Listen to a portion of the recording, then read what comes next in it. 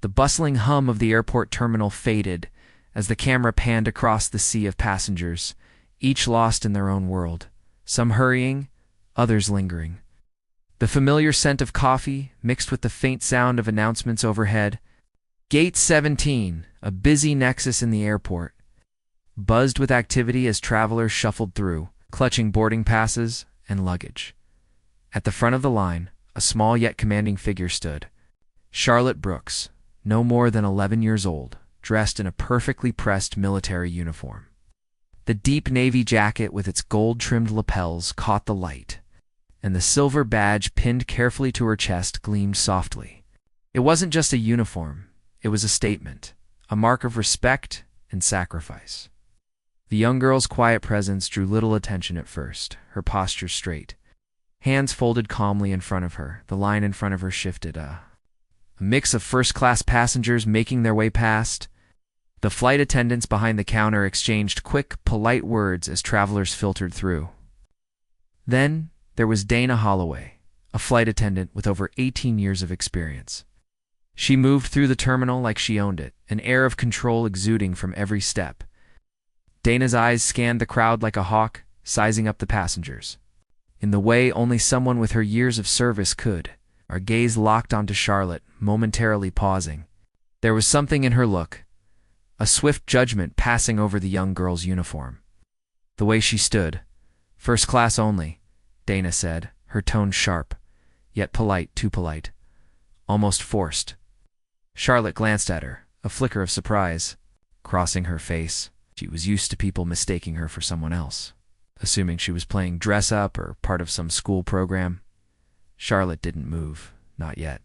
She held her boarding pass tightly in her small hands, paper crinkling slightly as she gripped it. "Sweetheart, I'm afraid this line is for first-class passengers only," Dana repeated, stepping closer, her voice now laced with impatience. She looked down at Charlotte, her eyes narrowing.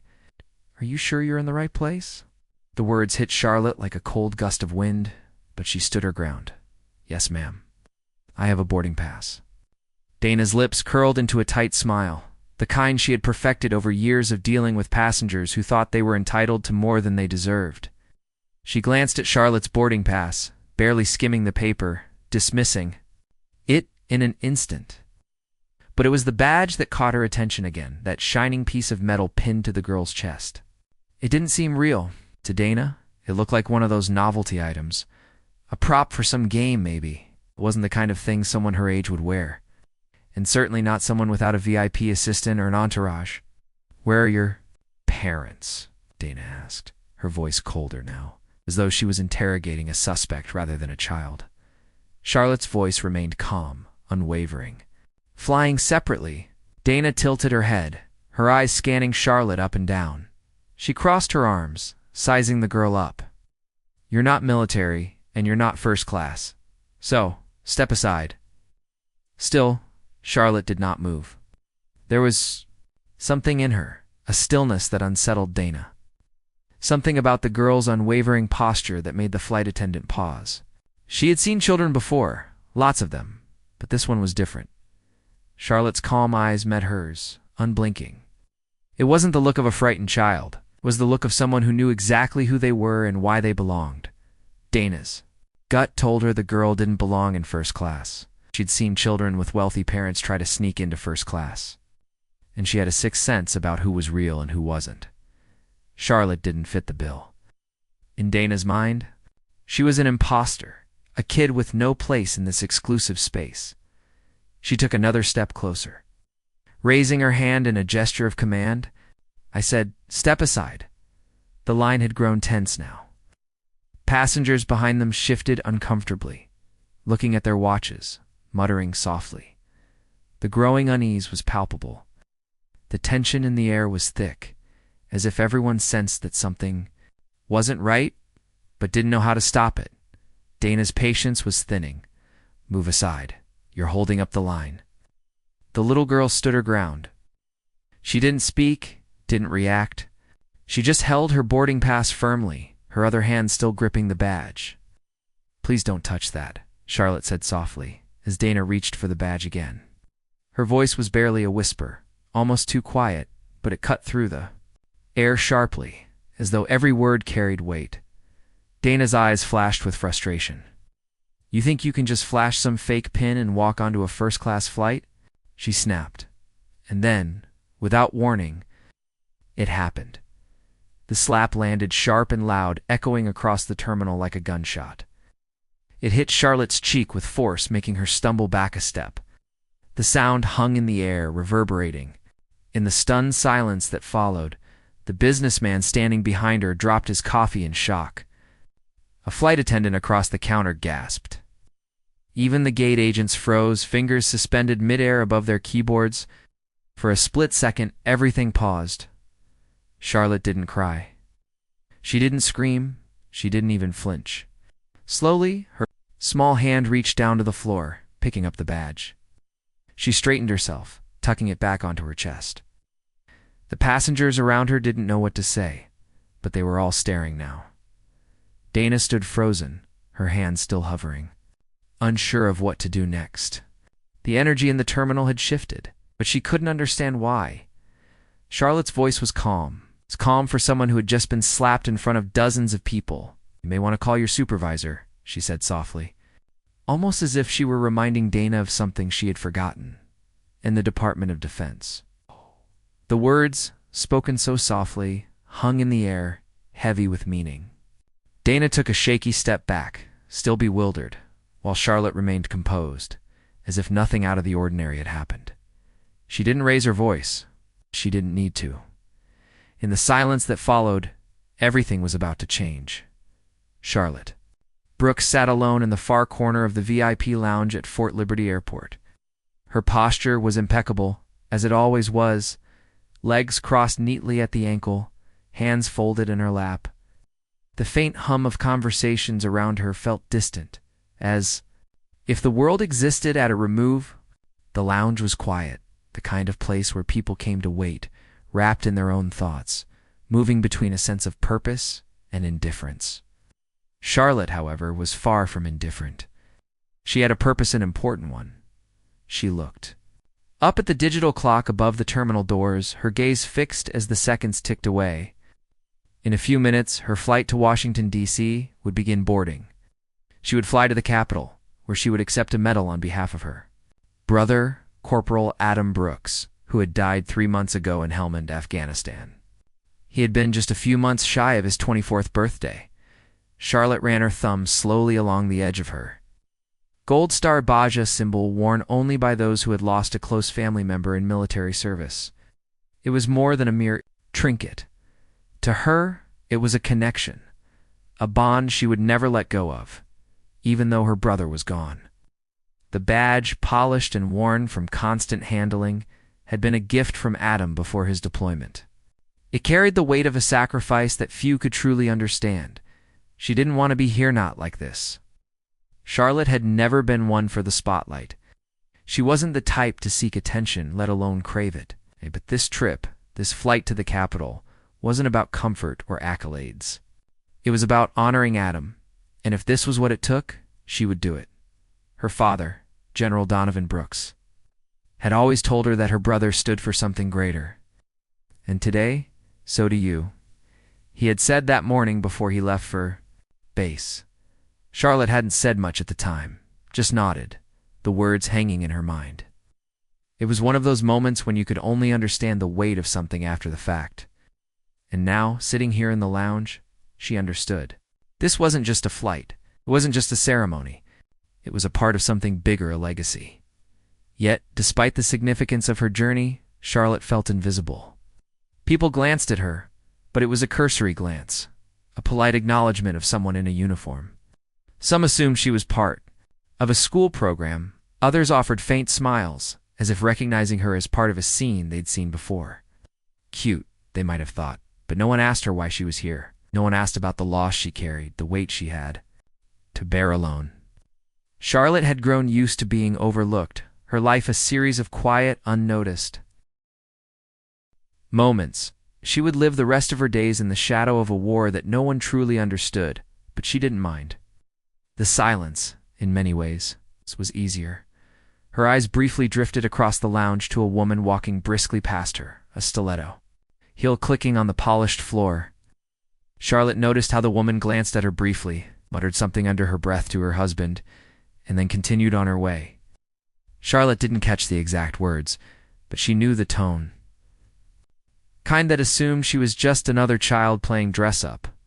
The kind that disregarded her uniform as something insignificant. It wasn't new. Wasn't the first time she'd felt it, and it wouldn't be the last. But she had learned to live with it. People didn't see her, not truly. And honestly, Charlotte didn't mind. She was fine with it. Her grief was not for display, nor was her family's sacrifice. She wasn't looking for sympathy. She didn't need anyone's pity. All she needed was the opportunity to fulfill her brother's legacy, to accept the medal on his behalf and represent his honor. That was all. She sighed softly, running her thumb along the edge of her badge again. It had been an honor to serve. As a Gold Star family representative, there were moments small, fleeting moments where Charlotte had caught a glimpse of what it meant to carry that badge, to feel its weight. But those moments were few and far between. The rest of the time, she lived in the background, unnoticed. Her mind wandered back to her brother, Corporal Adam Brooks. The day he left for deployment was one of the last times they'd seen each other.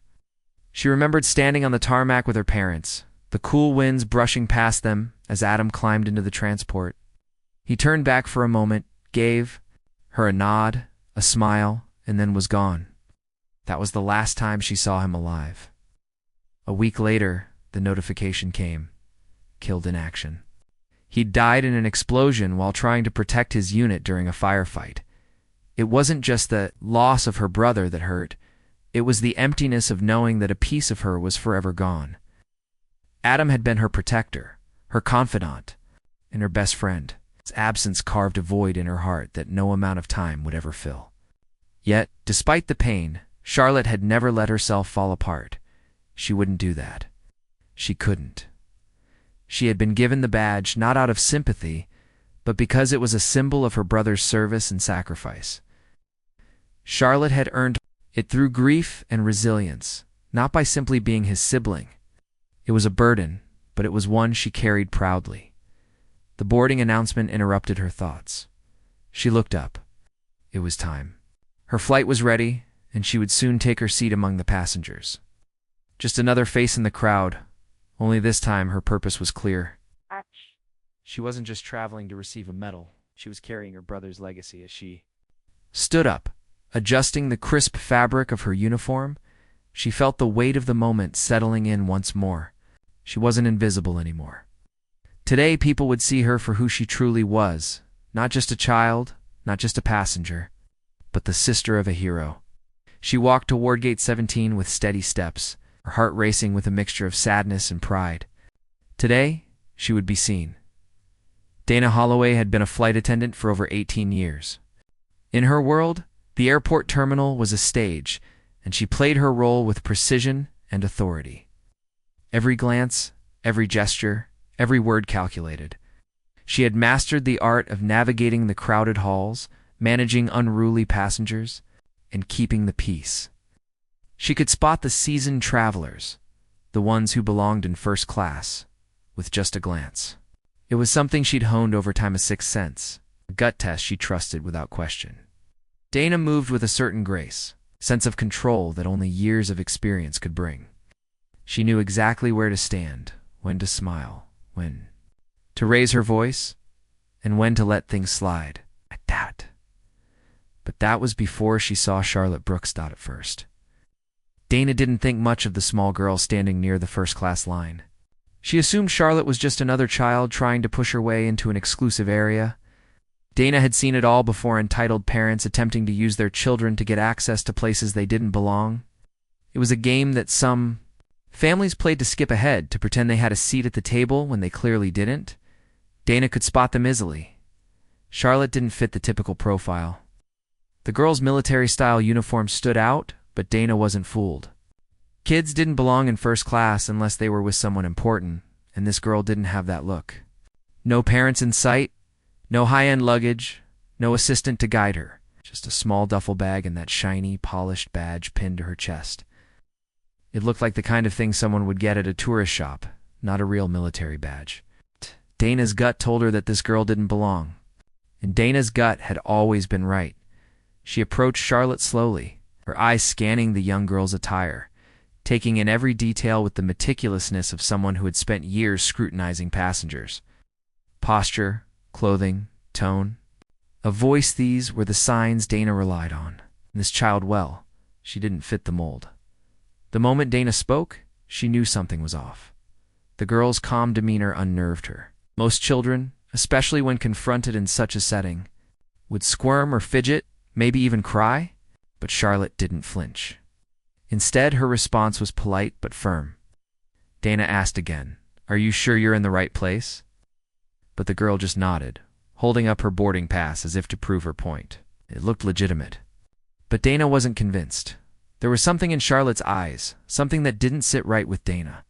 It wasn't fear.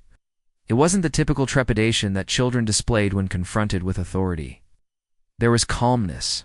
In those eyes, an unspoken certainty that made Dana feel small. Almost as if the child were sizing her up, rather than the other way around. It was unsettling. Dana's years of experience taught her to trust her instincts. She pushed forward, her voice sharpening, the authority in it now unmistakable. "Sweetheart, I'm afraid this line is for first-class passengers only," she said, her tone flat, no longer polite. It was a warning, one that had worked countless times before, but Charlotte didn't move. She stood her ground, her hands still clutching the boarding pass. "I have a boarding pass," the girl said again, her voice calm, steady.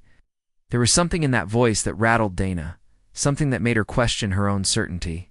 Dana glanced at the boarding pass, but before she could take a proper look, her eyes landed on the badge against the shiny metal pin that seemed almost too polished. It was too perfect, like a prop, like something a child might wear in a play. The more Dana looked at it, the more her instinct screamed that it wasn't real. The words slipped out before she could stop them. "You're not military," Dana said, almost in disbelief. "And you're not first class, so step aside." Her voice was colder now, the hint of frustration creeping in. She had seen enough. This wasn't how things were supposed to go. She was in charge. This was her domain, and she wasn't about to let a child throw off the order. Dana's gaze drifted briefly toward the passengers behind Charlotte, who had started to grow restless. She could hear the murmurs, the disapproving glances. A few people shuffled in their seats, glancing at their watches. It was that moment when the pressure of a situation began to escalate that Dana realized something. Something was different about this child. She hadn't budged. She hadn't even flinched. She was standing in front of Dana with the calmness of someone who was unshakable, unwavering. The line behind them grew longer, the tension palpable. Dana's irritation grew. She could feel eyes on her, but she wasn't going to back down.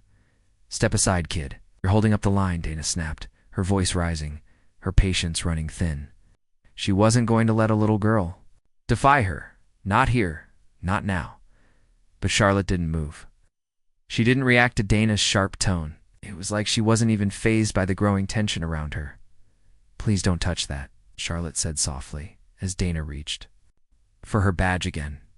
Her words were calm, too calm, almost disarming. And yet, the plea in them rang louder than anything Dana had ever heard. Dana hesitated, her hand suspended midair. For a moment she thought she saw something in Charlotte's eyes, something that made her pause. The line had become uncomfortable. Passengers shifted in their seats, some muttering to themselves. One man in a tailored blazer glanced at his watch, clearly irritated. An older woman, no doubt noticing Charlotte's composure, muttered something about how kids today had no respect. Dana wasn't listening to them. She was listening to her gut, and her gut was telling her to take control. She lifted her hand, her frustration boiling over. Without warning, she brought it down hard across Charlotte's cheek. The slap rang out in the terminal, sharp and sudden. It was loud, too hard. The terminal fell silent. The businessman behind Charlotte dropped his coffee, a splash of liquid hitting the floor. A flight attendant who had been walking past gasped. The air seemed to freeze, even the gate. Agents stopped typing, their hands hovering above their keyboards, unsure of what had just happened. Charlotte didn't cry. She didn't scream. She didn't even flinch. Her eyes remained calm, steady. Without a word, she bent down slowly, picking up her badge and tucked it back into place. She didn't raise her voice. She didn't shout for help. But in that moment, everything changed.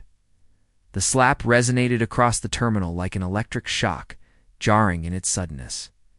For a brief moment, the world seemed to stand still. The bustling chatter of the airport came to a screeching halt. Charlotte's body jerked slightly, her cheeks stinging from the force of the strike. The sound of Dana's palm hitting her face reverberated off the walls, slicing through the ambient noise like a gunshot. The passengers, who had once been mere observers, became witnesses to a scene that no one could have expected. Charlotte stumbled back half a step, her expression unchanged. The slap had knocked her off balance, but it hadn't broken her resolve. She didn't cry. She didn't scream. She didn't fight back. Instead, she remained calm, her eyes as steady as ever, and with the same quiet dignity she had carried. Since the moment she stepped into the terminal, Dana, on the other hand, stood frozen, her hands still suspended in the air. The shock on her face was evident. It wasn't that she felt remorse not yet anyway, but more that she couldn't understand what had just happened. The years of experience, the certainty she had relied on in hundreds of similar confrontations, seemed to collapse in on themselves. How had this child not reacted? How had she not cried, screamed, or fought back? Everything Dana thought she knew about authority, about the power she held in the terminal, seemed irrelevant now. The people around them stood in stunned silence. The businessman, who had been standing behind Charlotte, dropped his coffee, the cup tumbling from his hand and spilling its contents across the polished floor. A flight attendant on the other side of the terminal gasped, her face going pale at the sight.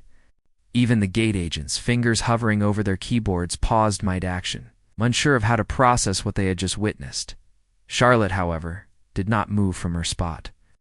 She bent down slowly, her movements deliberate and graceful. As she reached for the floor, her fingers grazed the polished tile, and she gently picked up the badge that had fallen beside her. She didn't clutch it tightly or show any signs of distress. She simply held it for a moment, as if steadying herself, and then she slid it back into place on her chest. The action performed with the same quiet precision as everything else about her. The silence was broken only by the faint sound of Charlotte's voice, calm, measured, and disturbingly composed. "You may want to call your supervisor," she said, her tone almost too calm for someone who had just been struck. Dana's gaze snapped up to meet Charlotte's eyes. Her own face had drained of color, her initial sense of control slipping through her fingers like sand. The words hung in the air between them, their meaning clear but subtle like a warning. Dana didn't move. She didn't respond. A moment of pure confusion on her face, something she hadn't felt in years. Behind her, passengers stirred, unsure whether to speak up or remain silent. Some exchanged uneasy glances, others muttered in hushed voices, clearly disturbed by what had just unfolded in front of them. But no one stepped forward to defend Dana. No one questioned the girl who had been slapped.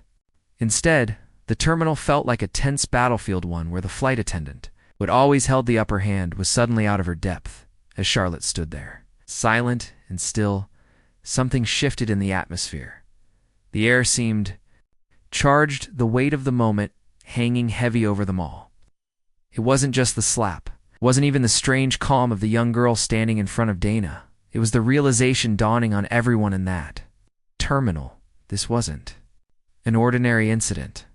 Something had just happened that was bigger than the slap, bigger than Charlotte, bigger than Dana. Charlotte looked up at Dana, her eyes unwavering, but there was something different now, something silent but powerful. Charlotte wasn't just standing there anymore. She wasn't just a girl in a uniform waiting to board a plane. She was the catalyst. The force that was about to set off a chain of events that no one, least of all Dana, could have predicted. Dana, for the first time in her career, felt as though the ground had shifted beneath her. The confidence that had once been so firmly rooted in her authority was now eroding, piece by piece, as she looked at the young girl in front of her. Charlotte's calm demeanor contrasted sharply with the chaos that Dana felt in her own chest. Charlotte hadn't yelled, hadn't gotten upset, and had certainly not fought back. She had simply waited. She had calmly accepted what had happened and, in doing so, had managed to take control of the situation without ever raising her voice. The strange calm in Charlotte's eyes began to unsettle Dana. She wasn't sure what she was facing anymore. Was this just a child, a passenger like any other? Or was there something more, something hidden behind that composed exterior? Charlotte's voice broke the silence once again. "You should probably call the Department of Defense," she said softly, her words almost too calm, too collected. Given the circumstances, at this, Dana's confusion deepened. The Department of Defense? What on earth was this girl talking about? But before she could voice her doubts, something strange began to happen. The lights above flickered, casting a strange dimness over the terminal. The overhead speakers crackled to life, though the words were jumbled and hard to understand. The tension in the air grew heavier. A sense of unease spread through the room, from the passengers to the staff. Something was happening, something big, and Dana had no idea what it was. The lights overhead flickered again, casting an eerie glow across the terminal. For a brief moment, it seemed like a glitch in the system, an unfortunate technical mishap that would be corrected. But as the flickering continued, the faint buzz of unease began to pulse through the terminal, growing louder with each passing second. The sense of discomfort in the air was no longer just about the slap. It was about the shift in the atmosphere, a quiet tension, subtle warning that something larger was in motion. Charlotte stood motionless, her gaze never leaving Dana's now pale face. The slap had been swift and shocking, but Charlotte's actions in the seconds that followed were even more disarming. Ouch. She didn't cry, didn't scream in outrage. She didn't lash out or demand an apology. Instead, Charlotte calmly reached down, collected her badge, and tucked it back into place with the same deliberate care she'd shown before the confrontation. But it wasn't just the slap that made the air feel heavy. It was the action that followed. Charlotte had activated something. The slightest of gestures, the tap of her finger against her badge, and the world around her seemed to shudder. The soft electronic chime echoed through the terminal, an innocuous sound that would have meant nothing to anyone else. Oh, but to those in the know, to those who had ever witnessed the gray flag protocol in action, it was anything but ordinary. The overhead announcement crackled to life, garbled at first, but slowly becoming clearer. Notice, gray flag protocol has been activated. Joint operations temporarily suspended at this gate. All movement halted. There was a pause before the words sank in, a momentary disbelief that passed through the terminal like a ripple in water. The passengers at Gate 17 froze, many looking around in confusion, some murmuring quietly to their neighbors. The flight crew behind the desk glanced at one another, unsure of what to do next. But it was clear this was no ordinary situation. The chaos that followed was unlike anything the airport had seen before. The screens at the gate flickered and went dark, placed by bold red text that read, "Status, Lockdown. All operations suspended." It wasn't just one screen. It was every screen in the area. Flights were being rerouted. Boarding was canceled. The air around them seemed to thicken, and the bustle of the terminal came to an abrupt halt. At first, Dana stood in stunned silence, unable to process what was happening. She looked up at the board in front of her, blinking in confusion. This was impossible, wasn't it? How could one young girl standing in front of her be the cause of all this disruption? She felt the floor beneath her feet shift, but it wasn't just the flight attendant who was confused. It was everyone. Charlotte, still standing in her place, remained calm. The slap, the protocol, the lockdown, it all flowed from her with the same quiet dignity. She had done this, but how and why? The terminal was frozen. Gate agents, the flight attendants, the passengers all were locked in a moment of uncertainty. Security guards who had been casually walking the aisles now stood at attention, scanning their surroundings. The tension was palpable, but it was also oddly controlled. "What's going on?" a voice from the back of the line asked, barely audible but full of concern. The question was simple, but no one had an answer. Dana, still at the front of the line, reached for her radio, speaking into it with an urgency that she didn't quite understand herself. "What's happening at Gate 17? She demanded, her voice now tight with confusion and a rising sense of fear. There was no immediate response. The reality began to settle in. This wasn't a mistake. This wasn't a glitch. Charlotte had triggered something powerful, something that had caused a system-wide lockdown, suspending operations across not just this gate, but an entire network of airports. In 9 airports across the country, the ripple effect was swift. The protocol had been activated. Security teams began moving in every direction, unsure of how to respond, but instinctively aware that whatever was happening, it was big. The passengers around them were still in shock, murmuring to one another, as they tried to comprehend the gravity of what was unfolding before their eyes. Some were already reaching for their phones, snapping pictures of the chaos. The commotion had already reached the wider airport terminals. Charlotte, however, remained a silent observer of it all, her presence calm and unflinching. Dana's hand shook as she reached for her phone, quickly dialing the airline's operations number. Her voice, once authoritative and confident, now faltered as she relayed the unfolding events. "What is this?" she asked the operator, her voice strained, but there was no answer. Her fingers tightened around the phone as she looked up at the blinking lights overhead. Gray flag protocol. Those words still echoed in her mind, but they didn't make sense. She had never seen anything like this. And then the thought hit her. Was Charlotte the one who caused this? Her eyes turned back to the young girl standing calmly in the midst of the chaos she had somehow set in motion. Charlotte wasn't crying. She wasn't worried. She didn't seem to care about the pandemonium that was rapidly spiraling out of control around her. Her composure was unnerving. Security guards started to position themselves near the gate, and the FAA command center was notified. Federal protocols were being followed. The response teams were mobilizing. There was no doubt about it now. This was no ordinary incident. Something about Charlotte Brooks was causing a ripple that had the potential to change everything. Charlotte, still standing at the heart of the storm, never once raised her voice. She simply reached into her duffel bag and pulled out a small encrypted tablet, the glow of the screen illuminating her face as she swiped her finger across it. The facial recognition system instantly accepted her, and the device buzzed softly. As it granted access to whatever system it was connected to, the agents at the gate continued to observe her. But their confusion was growing. No one knew who she was, or what this gray flag protocol truly meant.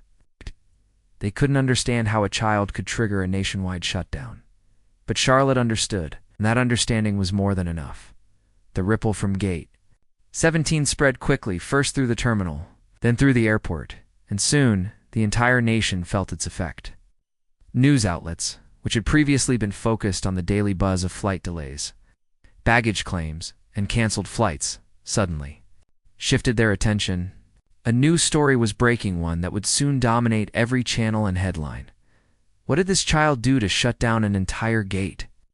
Was the question on the lips of millions as the first blurry photos of Charlotte emerged on social media? The image was grainy but powerful. A young girl, military uniform crisp, sitting alone in a sea of confusion. Behind her, crew members scrambled, some looking frantic, others unsure of what to do next. Her badge gleamed under the terminal lights, stark contrast to the chaos unfolding around her. The video clips started trickling in soon after. Raw and unfiltered smartphone footage, taken by passengers from every angle. The moment Dana slapped, Charlotte was captured, frozen in time for everyone to see. The video was shared, retweeted, reposted. It spread like wildfire across social media, each new post coming with a caption that sent shockwaves across the internet. A Gold Star child slapped by a flight attendant. This is what happens when authority meets arrogance. The tone of the conversation was swift and unforgiving. Dana's face appeared everywhere, her raised hand frozen in time for millions to scrutinize. It was a perfect storm of public outrage, with the slap serving as the symbolic spark. The online conversation became less about the specifics of the altercation and more about the underlying questions it raised. How could a child be treated this way? Who was this girl? And why was no one speaking up?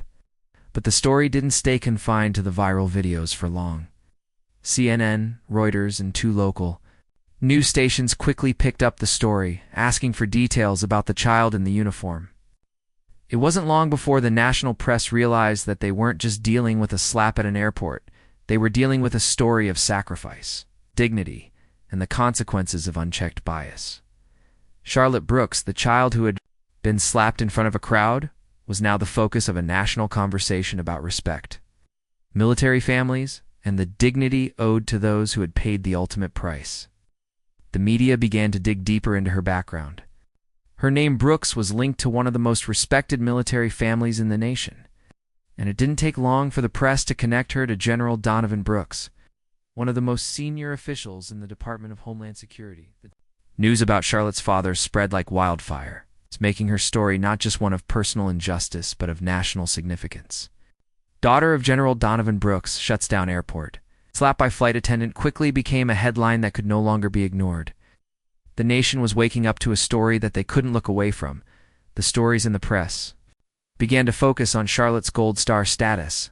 Gold Star family, a term reserved for families who have lost a loved one in military service, was not just a symbol of grief, but of incredible sacrifice. Charlotte wasn't just any child. She was a representative of something much larger.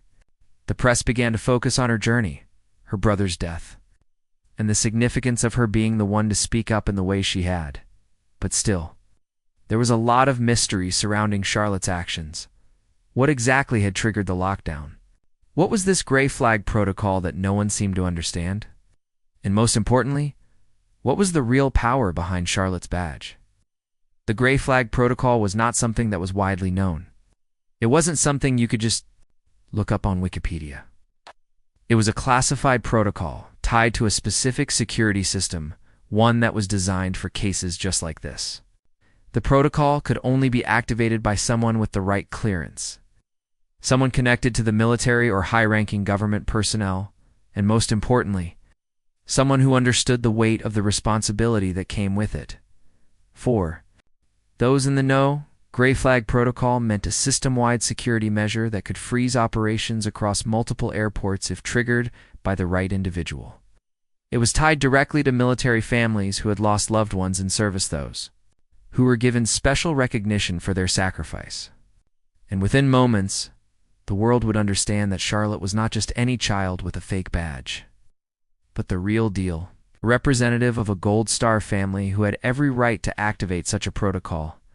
As the news spread, a sense of national embarrassment began to simmer. How could an airline, a flight attendant, and the airport staff have failed to recognize the gravity of the situation? The initial assumption that Charlotte was some kind of imposter began to fall apart under the weight of the facts. She wasn't just a child. She wasn't just someone pretending to be military. She was family, and that changed everything. Well, the press conference in Washington, D.C. was still to come. The conversation in living rooms across the country was already in full swing. People who had once been apathetic to issues of military families, respect, or ethics in the airline industry began to take notice. What had happened to Charlotte could have happened to anyone. The general public's reaction was swift. Social media became flooded with support for Charlotte. With hashtags like #RespectCharlotte and #DignityInTheSkies trending worldwide, ordinary people, as well as celebrities, began to voice their outrage, calling for accountability from Falcon Air and the staff who had wronged Charlotte. Was this how we treated our nation's heroes? The question was simple, but carried a deep, unsettling weight.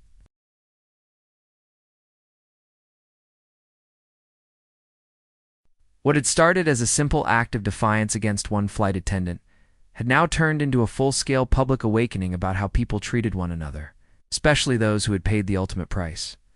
It was no longer about a slap. It was about the values that had been forgotten and now needed to be reclaimed. Charlotte's simple act of standing her ground was quickly becoming a symbol of resistance against a system that had too often turned a blind eye to the quiet dignity of those who served.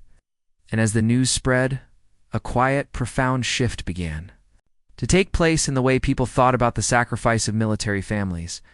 Charlotte had become more than just a Gold Star child. She had become a symbol of dignity itself. By the time the incident at Gate 17 began to fade from the immediate media frenzy, the ripples of its impact were still being felt. Charlotte had become an unexpected figurehead in the national conversation about dignity, respect, and the treatment of military families. What had begun as a single, isolated incident of flight attendant's slap had now morphed into a broader call for change. The fallout, though swift and dramatic, was just beginning. Across the nation, conversations were shifting. Many of which had stayed silent or tried to downplay the event were now under immense pressure to respond. The FAA issued a public statement within 24 hours, acknowledging that Falcon Air, the airline involved, had failed in its duty to uphold basic ethical standards. The statement hinted at the deeper issue. How had such a serious breach of military protocol and respect for a Gold Star family member gone unnoticed by not just the flight crew, but the airport's staff? The reality was clear. This was more than a case of one misjudged flight attendant. It was a systemic failure, one that had been ignored for far too long. At Falcon Air headquarters, the CEO sat in an emergency meeting, staring at the now viral videos of Dana Holloway's slap and the chaos that followed. The airline had attempted a soft spin, claiming that the situation was under internal review and that they were committed to dignity and inclusion. But that wasn't enough anymore. The public wasn't satisfied with corporate buzzwords. It wanted action, and fast. By now, news outlets had gathered more information about Charlotte Brooks and her father, General Donovan Brooks. The press had dug deeper, uncovering more about the Skylock system, the military-grade identification that Charlotte had used to trigger the Gray Flag Protocol. The public was fascinated by the secrecy surrounding the system and how such a young girl could wield so much power. Charlotte's simple act of pressing a hidden sensor on her badge had triggered a nationwide response, locking down 9 airports, rerouting flights, and delaying operations. It was a response that was unprecedented.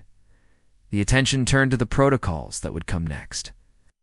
In the aftermath, several governmental agencies began to quietly issue mandates for compliance audits across the airline industry. The FAA was working in tandem with Homeland Security, as well as a newly formed Ethics Oversight Division, to ensure that this never happened again. Airlines across the country were asked to review their staff training programs and ensure that quarterly ethics compliance checks would be a standard practice. This wasn't just about training flight attendants or gate agents. It was about ensuring that the entire aviation industry understood the critical importance of respect for those who served in the military, for their families, and for every passenger who walked through those gates. But the most significant change wasn't coming from the corporate world.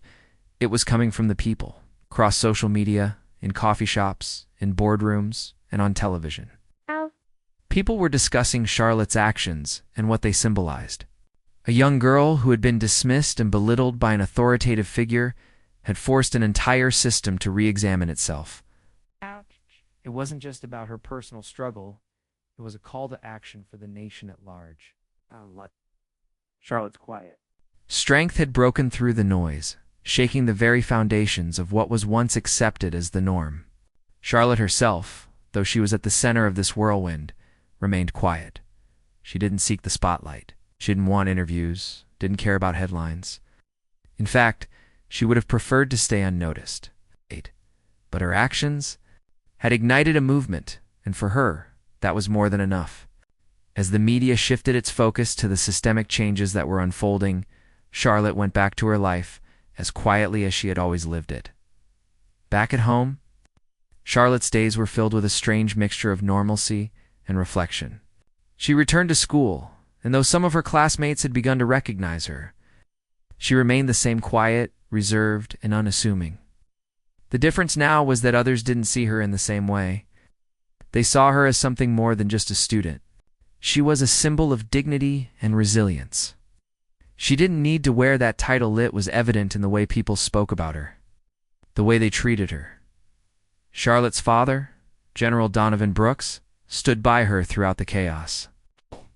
His public appearances were fewer. He was actively working behind the scenes to push the military ethics reforms that had been spurred by Charlotte's actions.